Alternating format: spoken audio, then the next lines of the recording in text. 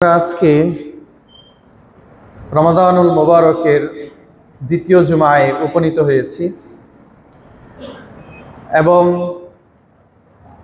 এক এক করে এভাবেই এই রমাদান মোবারকও আমাদের কাছ থেকে চলে যাবে। আর সেই ক্ষেত্রে এই রমাদানুল মোবারককে কেন্দ্র করে আমাদের কিছু করণীয় এবং কিছু বর্জনীয় রয়েছে। আমরা জানি রমাদানুল মোবারক আল্লাহ তাআলার কাছে খুবই গুরুত্বপূর্ণ একটি মাস এবং এই মাসকে কেন্দ্র করে আল্লাহ তাআলা বিভিন্ন রকমের প্রস্তুতি গ্রহণ করে থাকেন। এই মাসকে আল্লাহ তাআলা ভিন্নভাবে গুরুত্ব দিয়ে থাকেন এবং এই মাসের ইবাদত বন্দেগীগুলোকেও আল্লাহ তাআলা ভিন্নভাবে গণ্য করেন। আর যেহেতু আল্লাহ তাআলা স্বয়ং এই মাসটাকে আলাদাভাবে মূল্যায়ন করেন, সেহেতু তিনি চান যে তার প্রত্যেকটা বান্দাও যেন এই মাসকে ভিন্নভাবে মূল্যায়ন করে, অন্যান্য মাসের মতো যেন না হয়, অন্যান্য মাসের মতো গদবাঁধা জীবনযাপন যেন সে চালিয়ে না যায়, বরং এই মাসকে আল্লাহ তাআলা যেহেতু গুরুত্ব দিচ্ছেন, সুতরাং সেও যেন ওইটাকে ওইভাবেই গুরুত্ব প্রদান করে। আল্লাহ তাআলা সেজন্য কোরআনুল কারিমে পরোক্ষভাবে কথাও বলেছেন যে যারা রমাদানুল মোবারককে কেন্দ্র করে এটাকে গুরুত্ব প্রদান করে, এটি তার অন্তরের ঈমানের বহিঃপ্রকাশ স্থাপন করে। আল্লাহ তাআলা বলছেন, ওয়া মান ইউআযযিম শাআইরাল্লাহি ফাইন্নাহা মিন তাকওয়াল কুলুব। আপনি বসে যান প্লিজ।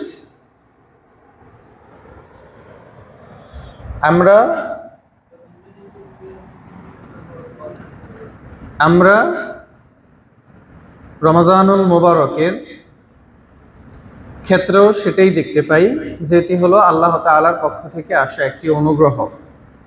কারণ আমরা জানি রমাদান শব্দের মূল শব্দ হলো রমজ, যার অর্থ হলো অগ্নিকুণ্ড, ফার্নেস বলা যেতে পারে ইংরেজিতে। এবং এই রমাদানুল মোবারককে রমজ অর্থাৎ অগ্নিকুণ্ডের সাথে এজন্য তুলনা করা হয় যে আগুন যেরকম যে কোনো জিনিসকে পুড়িয়ে ভস্ম করে একদম নিশ্চিহ্ন করে দিতে পারে, একই রকমভাবে রমাদানুল মোবারককে যদি কোনো ব্যক্তি পূর্ণাঙ্গভাবে ইবাদত বন্দেগী করে এবং এর আদবগুলো যথাযথভাবে পালন এবং আদায় করে, তাহলে তার জীবনের সকল গুণাগুলোও ঠিক একই রকমভাবে পুড়ে ভস্ম হয়ে ছারকার হয়ে একদম নিশ্চিহ্ন হয়ে যেতে পারে। এটা হলো রমাদানুল মোবারকের মর্যাদা এবং গুরুত্ব। তো আল্লাহ তাআলা বলছেন যে যেহেতু কোরআনুল কারীম আল্লাহ তাআলার একটি নিদর্শন, রমাদানুল মোবারকে একটি নিদর্শন, যারা এই রমজানকে এই একটি আল্লাহ তাআলার নিদর্শনকে আলাদাভাবে মর্যাদা প্রদান করে, গুরুত্ব প্রদান করে, তাদেরকে আল্লাহ তাআলা বলছেন যে তাদের ভিতরে ঈমান রয়েছে। আর এই ঈমানের সাক্ষী স্বয়ং আল্লাহ তাআলা দিচ্ছেন। আপনারা মসজিদে খুতবা চলাকালীন সময় কথা বলবেন না প্লিজ। আমি দুঃখিত, কিন্তু আপনাদেরও একটু মনে রাখা উচিত। যারা সাধারণত খুতবা দেয়, মাঝখানে যদি ইন্টারাপ্ট হয় তাহলে কথা আটকে যায়। আমি আপনাদের কাছে অনুরোধ জানাবো বিষয়গুলো মনোযোগ সহকারে দেখার জন্য।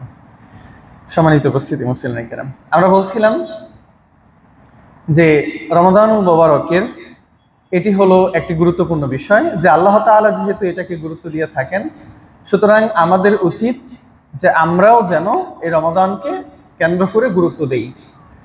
তো আমাদের গুরুত্বের সেক্টরগুলো একটু ভিন্ন হয়ে যায়। যেই বিষয়ের প্রতি গুরুত্ব দেওয়ার কথা, গুরুত্ব আমরা ঠিকই দেই, কিন্তু ভিন্ন ক্ষেত্রে। যেমন রমাদান চলে আসলে ব্যবসায়ীদের জন্য একটা রমরমা ব্যবসা, তারা রমজানকে কেন্দ্র করে গুরুত্ব প্রদান করেন। যিনি কাপড়ের ব্যবসায়ী, তিনি রমজানকে কেন্দ্র করে প্রচুর পরিমাণে গুরুত্ব দেন, এজন্য তিনি পুরো রমজানের কাপড় আগে থেকেই ক্রয় করে নেওয়ার চেষ্টা করেন। যিনি চাউল ব্যবসায়ী, যিনি চিনি ব্যবসায়ী, তিনি আগে থেকেই রমজানের আগ সময় থেকেই তিনি পূর্ণ প্রস্তুতি নিয়ে রাখেন এবং এটাকে খুব গুরুত্বের সাথে দেখেন। কারণ পুরা বছরে যা কামাই করেছেন তার চাইতে দ্বিগুণ তাকে এই এক মাসে কামাই করতে হবে, এটা হলো তার কাছে গুরুত্ব। তো আমাদেরও গুরুত্ব দিতে হবে, কিন্তু সেই ক্ষেত্রে আমরা গুরুত্ব দিতে পারি, ঠিক আছে, কিন্তু ওইটা আসল ক্ষেত্র না। আসল ক্ষেত্র হলো যে আমি আমার ইবাদতের প্রতি গুরুত্ব আরোপ করব।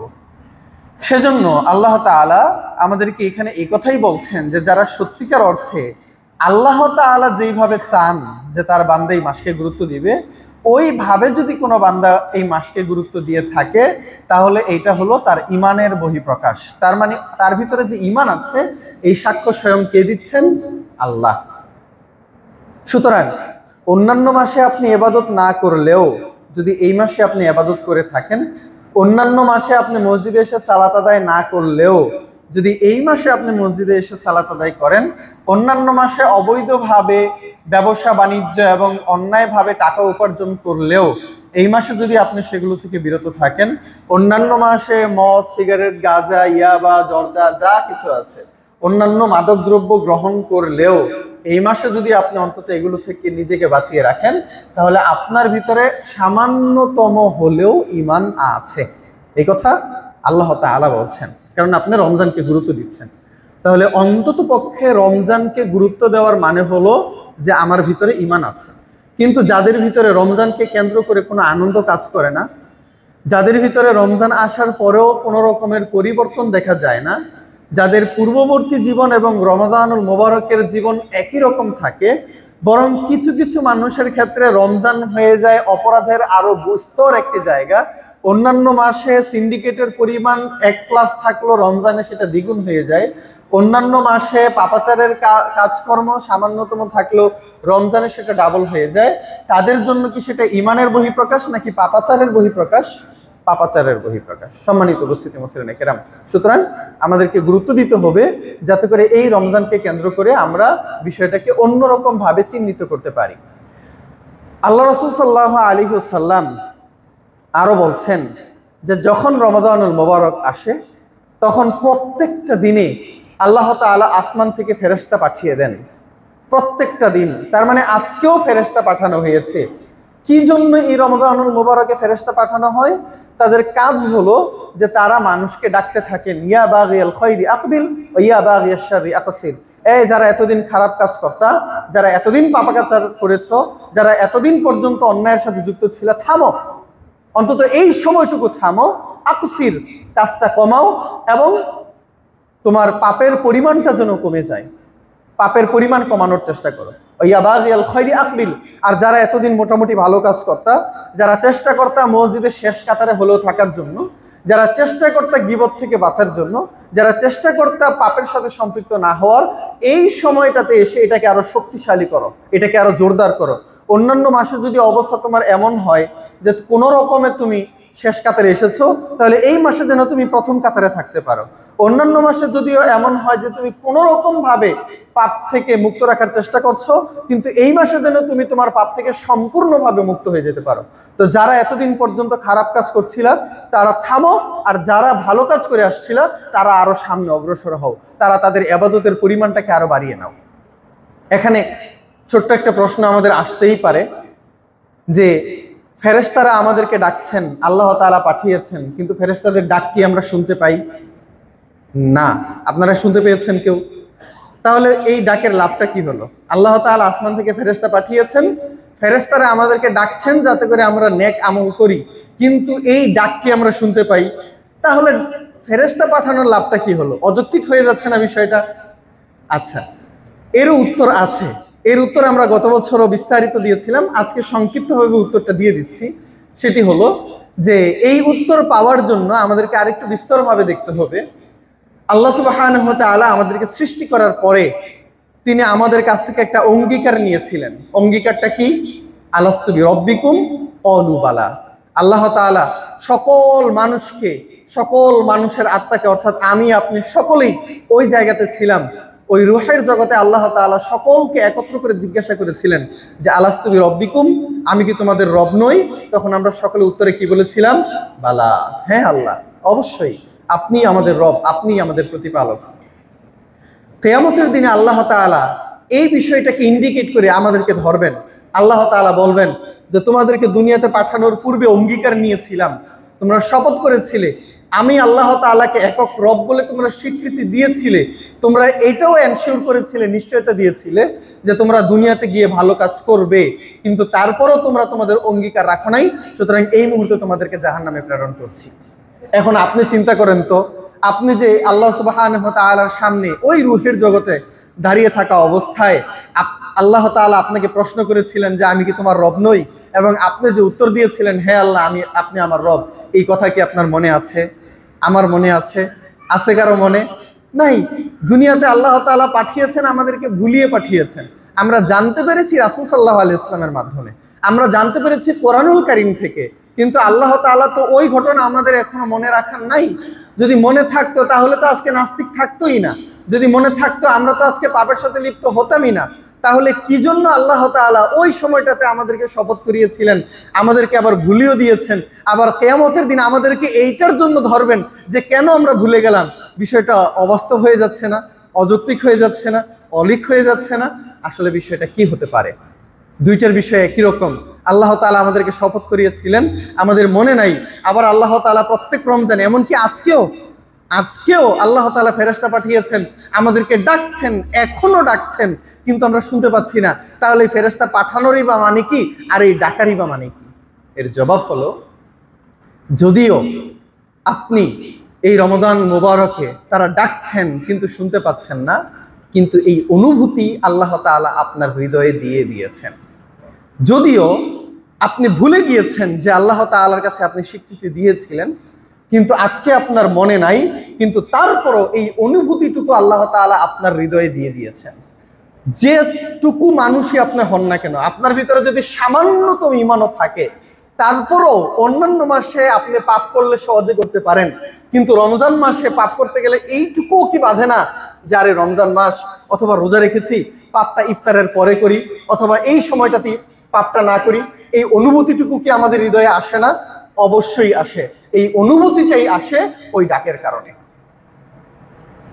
জাপানে একটা গবেষণা করা হয়েছিল কিছু বাচ্চাদের উপরে, জাপানের একটা ইউনিভার্সিটিতে। সেখানে কিছু বাচ্চাদেরকে একদম বুঝ হওয়ার আগ থেকে আলাদা একটা পরিবেশে বড় করা হয়েছে, যেই পরিবেশে তাদেরকে এমনভাবে বড় করা হয়েছে যে তাদেরকে কোনো ধর্মের জ্ঞান দেওয়া হবে না, নাস্তিক্যবাদের জ্ঞানও তাদেরকে দেওয়া হবে না। তারা দেখতে চাচ্ছিলেন গবেষকরা যে তাদের ভিতরে কোনো রকমের জ্ঞান ছাড়াই কোন ধরনের বিশ্বাস জন্ম হয়। যেই বাচ্চার ভিতরে কোনো ধর্মের জ্ঞান দেওয়া হয় নাই, ইসলামের জ্ঞানও দেওয়া হয় নাই, হিন্দু ধর্মের জ্ঞানও দেওয়া হয় নাই, নাস্তিক্যবাদের জ্ঞানও দেওয়া হয় নাই, কোনো জ্ঞানই দেওয়া হয় নাই, এই ধরনের বাচ্চাদেরকে বড় করার পরে তাদেরকে জিজ্ঞাসা করা হয়েছিল, সবাইকে 36 জন বাচ্চার উপরে গবেষণা করা হয়। এই 36টা বাচ্চাকে এক এক করে জিজ্ঞাসা করা হলো যে তোমার স্রষ্টাকে, তোমার কি মনে হয় যে তোমাকে কেউ সৃষ্টি করেছেন? বড় হওয়ার পরে তারা প্রত্যেকেই স্বীকার করেছে যে হ্যাঁ, আমার স্রষ্টা রয়েছেন এবং তার আনুগত্য আমার করা উচিত, তাকে মেনে চলা উচিত, এবং কেউ না কেউ আমাকে কন্ট্রোল করছেন। যারা এই গবেষণাটা করেছিলেন তারা বলছিলেন যে নাস্তিক্যবাদ যত জোরালোভাবেই আমাদের সামনে আসুক না কেন, কোনোভাবেই নাস্তিক্যবাদ সত্য হতে পারে না। তারা এই কথা বলছেন। তো আমি যদি এই গবেষণাকে কোরআনের এই আয়াতের সাথে এই জায়গায় মিলাই, এবং রাসূল সাল্লাল্লাহু আলাইহি ওয়াসাল্লাম যেই কথা বলেছেন যে কুল্লু মাউলুদিন ইউলাদু আলাল ফিতরা, প্রত্যেকটা বাচ্চা ইসলামী ফিতরাতের উপরে জন্মগ্রহণ করে, এই কোরআনের আয়াত এবং হাদিস আর এই গবেষণাকে যদি আমি মিলাই, তাহলে আমি বলবো যে আপনি যত রকম ভাবে বেড়ে উঠেন না কেন, ইসলামের প্রাথমিক মূল্যবোধ এবং ইসলামের আধ্যাত্মিকতা আর আল্লাহ তাআলার একত্ববাদের অনুভূতি আপনার ভিতরে আল্লাহ তাআলা ঢুকিয়ে দিয়েছেন। এইটুকু অনুভূতি আপনার ভিতরে দিয়ে দিয়েছেন। ঠিক যেরকম ভাবে রমজান মাসে যদিও আমরা তাদের ডাক শুনতে পাই না, কিন্তু তারপরেও এই অনুভূতিটুকু আল্লাহ তাআলা দিয়ে দিয়েছেন যে আরে রমজান মাস, তার মানে একটু ইবাদত করা উচিত। রমজান মাস, অন্তত এই পাপটা এই মুহূর্তে করা উচিত না। রোজা রেখেছি, অন্তত পক্ষে মাগরিবের পরে গিয়ে পাপটা করি, কিন্তু অন্তত এই সময়টুকুতে না করি। কিন্তু যারা এই আহ্বানটাকে, এই হৃদয়ের অনুভূতিটুকুকেও প্রত্যাখ্যান করবে এবং পাপের সাথে জড়িয়ে যাবে, নিঃসন্দেহে তাদের জন্য যন্ত্রণাদায়ক শাস্তি রয়েছে। সম্মানিত উপস্থিতি মুসলিম কেরাম, সেজন্য আমরা বলছিলাম যে রমজান মুবারকে আল্লাহ তাআলা আলাদাভাবে গ্রহণ করেছেন। এই মাসকে কেন্দ্র করে আল্লাহ তাআলা ফেরেশতা পাঠাচ্ছেন, আপনার ভিতরে সেই অনুভূতি ঢুকিয়ে দিয়েছেন। এই অনুভূতিটুকু যদি আপনি প্রত্যাখ্যান করেন, বেঁচে যাওয়ার আর কোনো সুযোগ থাকবে না। সম্মানিত উপস্থিতি মুসলিম কেরাম, সেজন্য রমজানকে কেন্দ্র করে আমাদের যে উদ্দেশ্য, এই উদ্দেশ্য যেন আমাদের সফল হয়। এই রমজানের মোবারকের উদ্দেশ্য কি? এই রমজানের মোবারকে আমরা যে সিয়াম পালন করছি অথবা রাতে আমরা লম্বা সময় তারাবির সালাত আদায় করছি, এর আসলে উদ্দেশ্যটা কি? কি জন্য আল্লাহ তাআলা এই রমজান দিয়েছেন? কি জন্য আল্লাহ তাআলা এই রমজানের এত এত ইবাদত দিয়েছেন? কেন সিয়াম দিয়েছেন? উদ্দেশ্য কি? লাআল্লাকুম তাত্তাকুন, যাতে করে তোমরা মুত্তাকি হতে পারো। আল্লাহ তাআলা এই কথা বলছেন। উদ্দেশ্য একদম ক্লিয়ার, একদম সহজ, যে এই রমাদান মুবারক এসেছে কেন? তুমি সিয়াম পালন করবা কেন? তোমার পূর্ববর্তী লোকদের উপরে সিয়াম ফরজ করা হয়েছিল, ঠিক একই রকম ভাবে তোমার উপরেও সিয়াম ফরজ করা হয়েছে। কি জন্য ফরজ করা হয়েছে? কি জন্য এই রমজান মাস এসেছে? একমাত্র কারণ হলো লাআল্লাকুম তাত্তাকুন, যে তুমি তাকওয়া অর্জন করবা। এখন আজকে আমাদের কত রমজান চলে? 14 রমজান না? 14 নাকি 13? 13 রমজান চলে। তার মানে প্রায় অর্ধেক শেষ হয়ে গেছে, প্রায় অর্ধেক আমরা শেষ করে ফেলেছি। তাকওয়া অর্জন করেছি কয়জন? আমার তো তাকওয়া অর্ধেক হয়ে যাওয়ার কথা এতদিনে, তাই না? যেহেতু 15 রমজান প্রায় চলে এসেছে, প্রায় অর্ধেক রমজান পার হয়ে গেছে, তার মানে আমার তাকওয়ার পরিমাণ তো এই মুহূর্তে অর্ধেক হয়ে যাওয়ার কথা। অর্ধেক কি হয়েছে নাকি অর্ধেক কমেছে? কোনটা সত্য? রমাদানের আসল উদ্দেশ্য কি? এই মাসের আসল উদ্দেশ্য কি? এই মাসের আসল কেন আল্লাহ তাআলা এই রমজানকে দিয়েছেন? কি জন্য এই রমজানের আগমন? যদি এর আসল উদ্দেশ্য দেখি তাহলে আমরা বলবো রমজানের আসল উদ্দেশ্য হলো তাকওয়া অর্জন করা, যে ধীরে ধীরে আপনার হৃদয়ের ভিতরে তাকওয়া অর্জিত হবে। 30 দিনে আপনার হৃদয় সম্পূর্ণ তাকওয়ায় পরিপূর্ণ হয়ে যাবে। কিন্তু বাস্তবতা হলো ভিন্ন। 30 দিনে আমাদের তাকওয়ার পরিমাণ আরো কমতে থাকে। আমরা বলছিলাম ইতিপূর্বে যে আমাদের কাছে বছরের প্রথম মাস কোনটা? বাংলাতে বৈশাখ, ইংরেজিতে জানুয়ারি, আরবিতে মুহররম। এটা হলো দুনিয়াবি সিস্টেম অনুযায়ী। আল্লাহ তাআলার কাছে বছরের প্রথম মাস কোনটা? কোনটা? গত বছর বলেছিলাম আমরা, আল্লাহ তাআলার কাছে বছরের প্রথম মাস কোনটা? রমাদানুল মুবারক। আল্লাহ তাআলার কাছে যদি বলি কেন?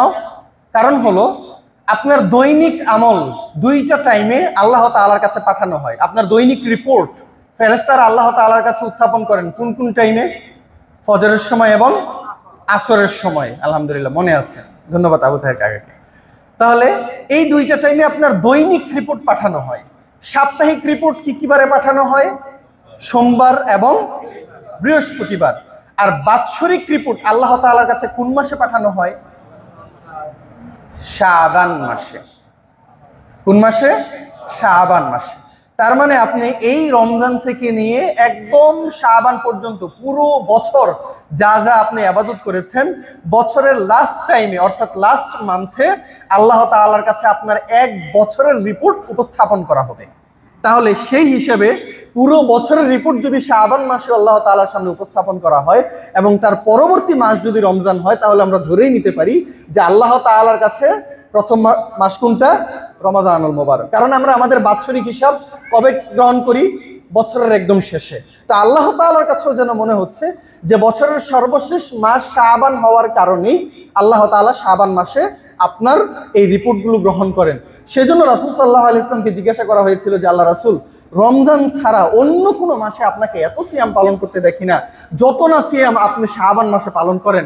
বিশ্বনবী সাল্লাল্লাহু আলাইহি ওয়াসাল্লাম বলছেন যে দেখো, এই মাসটাতে আল্লাহ তাআলার কাছে বান্দার রিপোর্ট উপস্থাপন করা হয়, পুরো বছরের আমলনামা আল্লাহ তাআলার সামনে নিয়ে যাওয়া হয়। তা আমি পছন্দ করি যে এই টাইমটাতে আল্লাহ তাআলার কাছে এমন একটা সময়ে আল্লাহ তাআলার সামনে আমার আমলনামা উপস্থাপন করা হবে, যেই সময়টাতে আমি আল্লাহ তাআলার জন্য সিয়াম পালন করছি। সুবহানাল্লাহ। ঠিক একই কারণে রাসূল সাল্লাল্লাহু আলাইহি ওয়াসাল্লাম সপ্তাহের এই 2 দিন সিয়াম পালন করতেন। কোন কোন দিন? বৃহস্পতিবার এবং সোমবার। ঠিক একই কারণে ফজরের সালাত এবং আসরের সালাতের প্রতি এত গুরুত্ব আরোপ করা হয়েছে।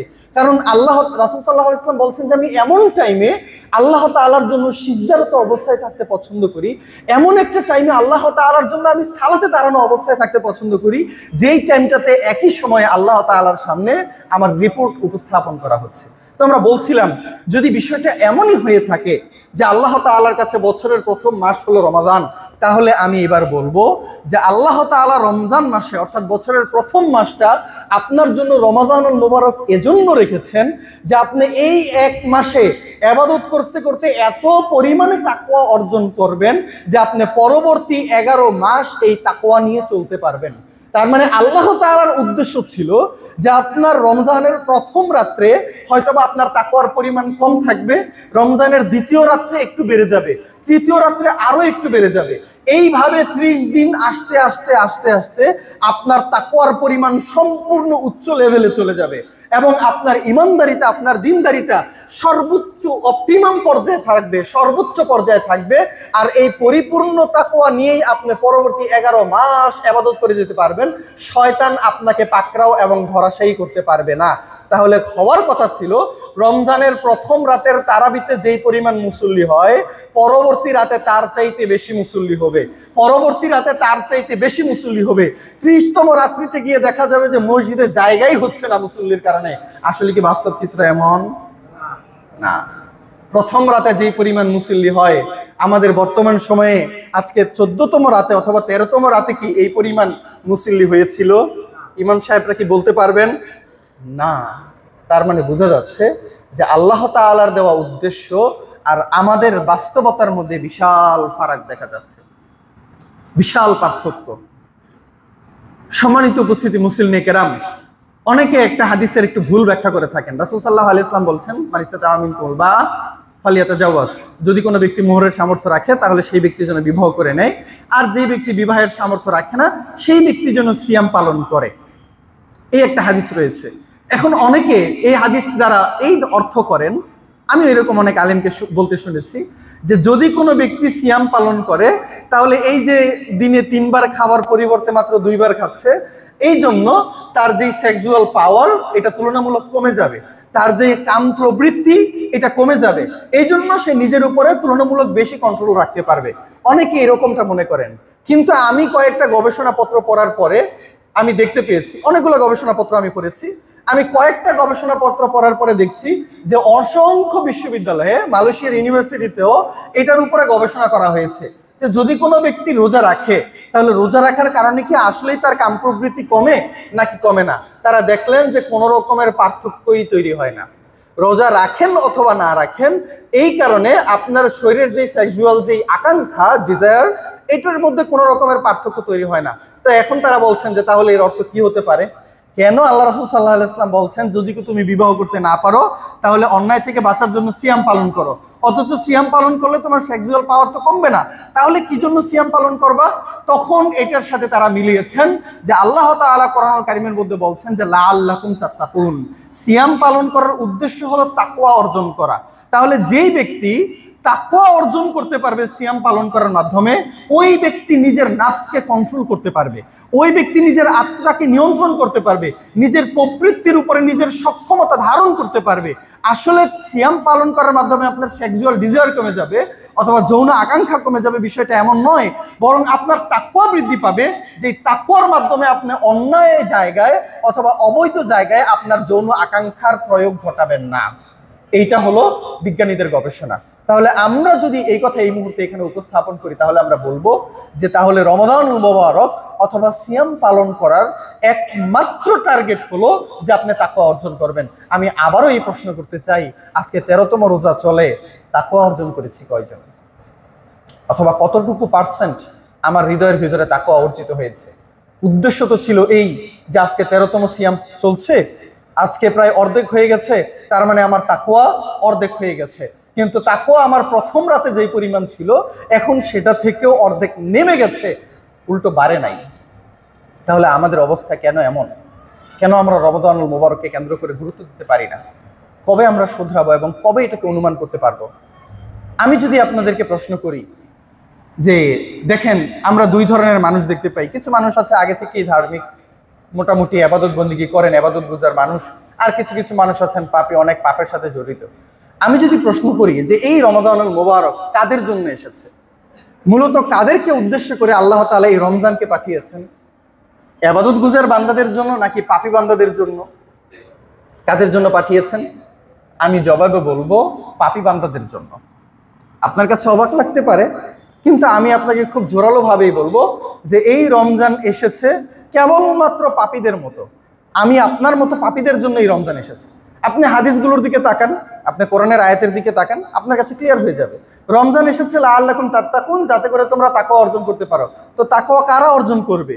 যারা আগে থেকেই তাকওয়াবান, নাকি যাদের ভিতরে তাকওয়ার ঘাটতি রয়েছে? আল্লাহ রাসূল সাল্লাল্লাহু আলাইহি ওয়াসাল্লাম কত রকমের ভাবে আমাদেরকে বুঝিয়েছেন যে মান সামা রমাদানা ঈমানান ওয়া ইহতিসাবান গুফিরা লাহু মা তাকাদ্দামা মিন যামবি। তোমাদের মধ্যে যে সকল লোকেরা এই রমজানকে কেন্দ্র করে ঈমানের সাথে এবং সওয়াবের নিয়ত করে সিয়াম পালন করবে, তাদের জীবনের সকল গুনাহ ক্ষমা করে দেওয়া হবে। আল্লাহ রাসূল সাল্লাল্লাহু আলাইহি ওয়াসাল্লাম আরো বলছেন, যারা এই রমজান মাসে তারাবির সালাত আদায় করবে, তাদের জীবনের গুনাহগুলোকে ক্ষমা করে দেওয়া হবে। আল্লাহ রাসূল সাল্লাল্লাহু আলাইহি ওয়াসাল্লাম আরো বলছেন যে যেই ব্যক্তি লাইলাতুল কদর পালন করবে, তাদের জীবনের সকল গুনাহ ক্ষমা করে দেওয়া হবে। তাহলে আপনারা দেখবেন লাইলাতুল কদরেও যেই দোয়া আমাদেরকে শিখিয়ে দেওয়া হয়েছে, সেটাও কি? আল্লাহুম্মা ইন্নাকা আফুউন তুহিব্বুল আফওয়া ফাআফু আন্নী। হে আল্লাহ, তুমি ক্ষমাকারী, তুমি ক্ষমাকে পছন্দ করো, সুতরাং তুমি আমাকে ক্ষমা করো। তার মানে ক্ষমা ক্ষমা ক্ষমা, পাপ থেকে মুক্তি গ্রহণ করো। তাহলে পাপ থেকে আসলে কারা মুক্তি গ্রহণ করবে? যারা আগে থেকে ঈমানদার, নাকি যারা পাপের উপরে হাবুডুবু খাচ্ছে?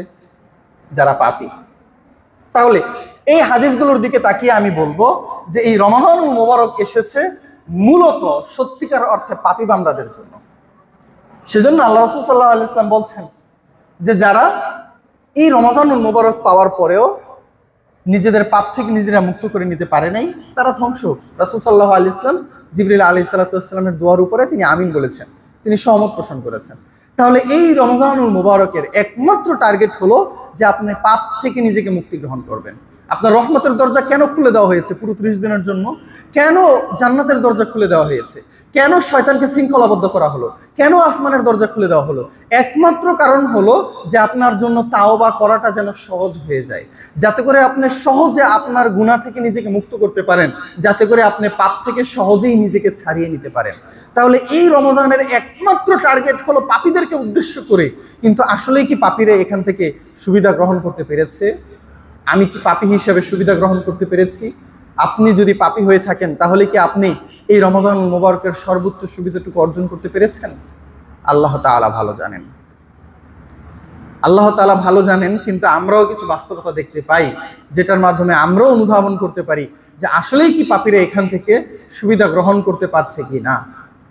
হ্যাঁ, এখানে আরেকটা প্রশ্ন হতে পারে যে তাহলে যারা ঈমানদার, যারা ইবাদত গুজার, তাদেরকে উদ্দেশ্য করে রমজান না, তার মানে তাদেরকে উদ্দেশ্য করে কোরআন হাদিসে কিছুই আসে নাই? আমি বলবো যে হ্যাঁ, আসলেই কোরআন হাদিসে ইবাদত গুজার বান্দাদেরকে উদ্দেশ্য করে কিছুই আসে নাই, কিছুই বলা হয় নাই।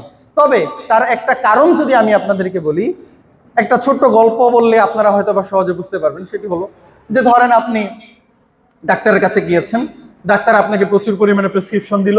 ধরেন আপনার কানের সমস্যা, ডাক্তার আপনাকে বললেন যে আপনি কানের পরিচর্যা করবেন। ধরেন আপনার চোখের সমস্যা, ডাক্তার আপনাকে বললো যে আপনি চোখের পরিচর্যা করবেন, ইত্যাদি ইত্যাদি।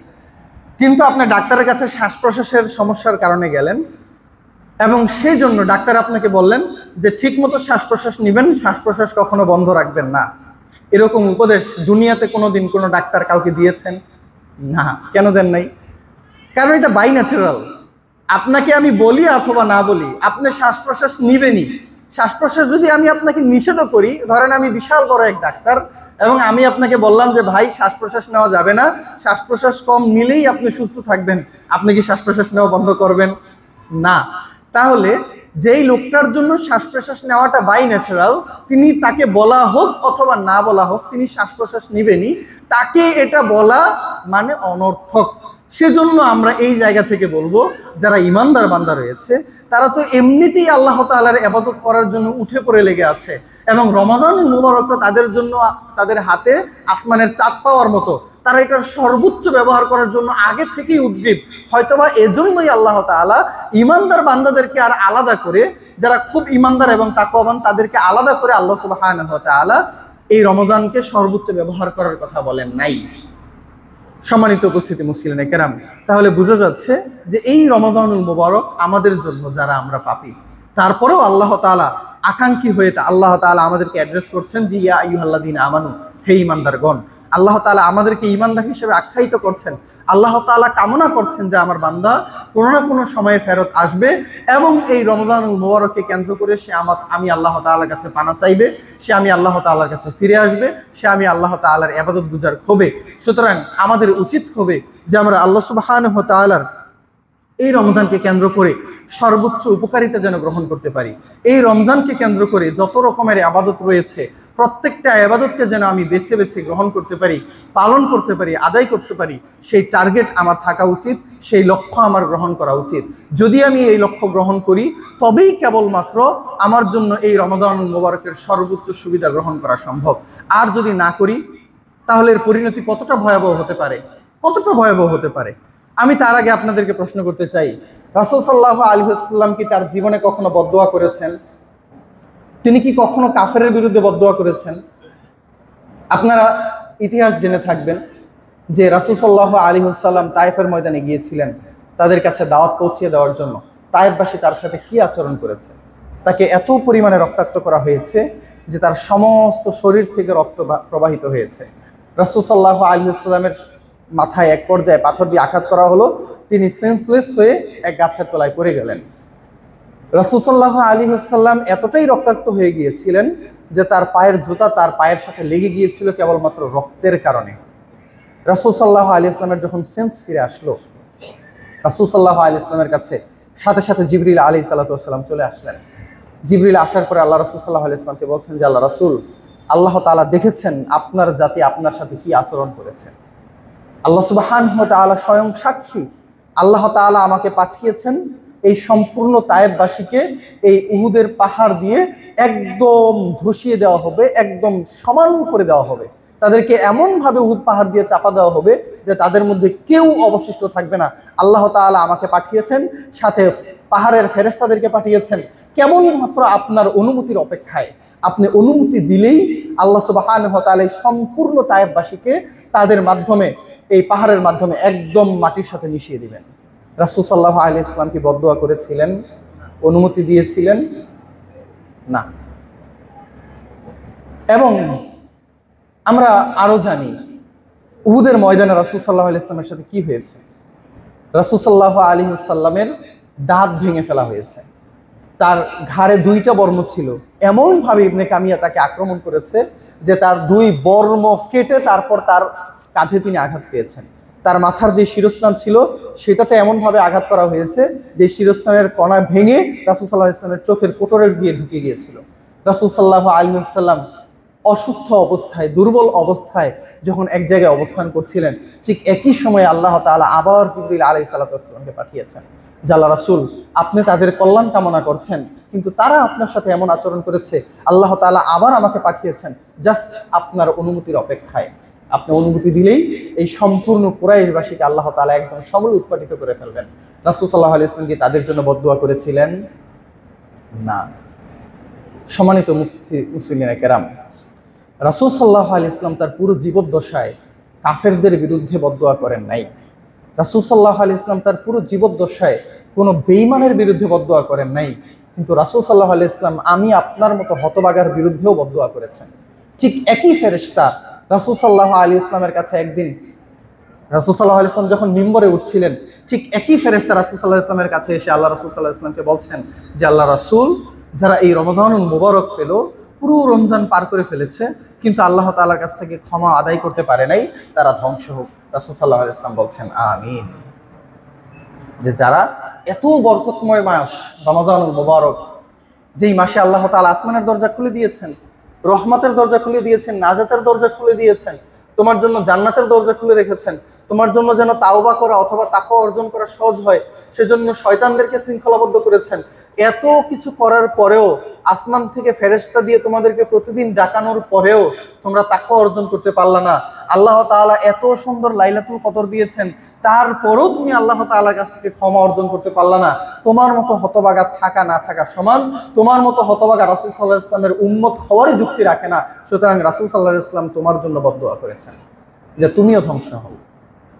হয়তোবা আমি আপনার জন্য হতভাগার জন্যই রাসূল সাল্লাল্লাহু আলাইহি ওয়াসাল্লাম বদদুয়া করেছেন, যদি আমি এই রমজান পার করে ফেলার পরেও আল্লাহ তাআলার কাছ থেকে ক্ষমা অর্জন করতে না পারি। সম্মানিত উপস্থিতি মুসলিম কেরাম, এখন প্রশ্ন আমার নিজের কাছে যে রাসূল সাল্লাল্লাহু আলাইহি ওয়াসাল্লাম কোনো কাফেরের বিরুদ্ধে বদদুয়া করেন নাই, কিন্তু এমন হতভাগা মানুষের জন্য, মুসলমানের জন্য বদদুয়া করেছেন যারা এই রমজান মাস পাওয়ার পরেও আল্লাহ তাআলার কাছ থেকে ক্ষমা নিতে পারে নাই। এখন প্রশ্ন হলো যে আমি কি এই হতভাগা এবং রাসূল সাল্লাল্লাহু আলাইহি ওয়াসাল্লামের এই বদদুয়া প্রাপ্ত ব্যক্তিদের অন্তর্ভুক্ত হব, নাকি আমি আল্লাহ সুবহানাহু ওয়া তাআলার কাছ থেকে এই রমজান মাসের সর্বোচ্চ ব্যবহার করে আল্লাহ সুবহানাহু ওয়া তাআলার কাছ থেকে ক্ষমা অর্জন করব? এই প্রশ্ন আমার কাছে, এই প্রশ্ন আপনার কাছে। আল্লাহ তাআলা এই প্রশ্নের উত্তর আমাদেরকে খুব অল্প সময়ের মধ্যে নিজেদের মাধ্যমে বের করে তারপর আল্লাহ তাআলার অভিমুখী হওয়ার তৌফিক দান করুন। আল্লাহুম্মা আমিন।